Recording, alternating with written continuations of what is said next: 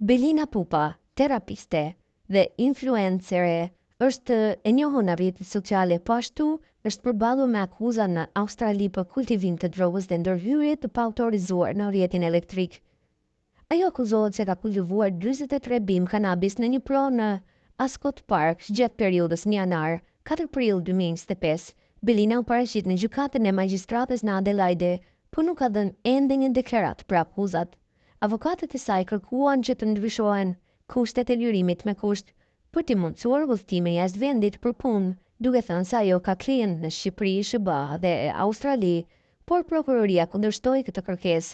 Në një reagim për Dritare TV, ajo ka sqaruar të vërtetën e akuzave për kultivim të kanabisit.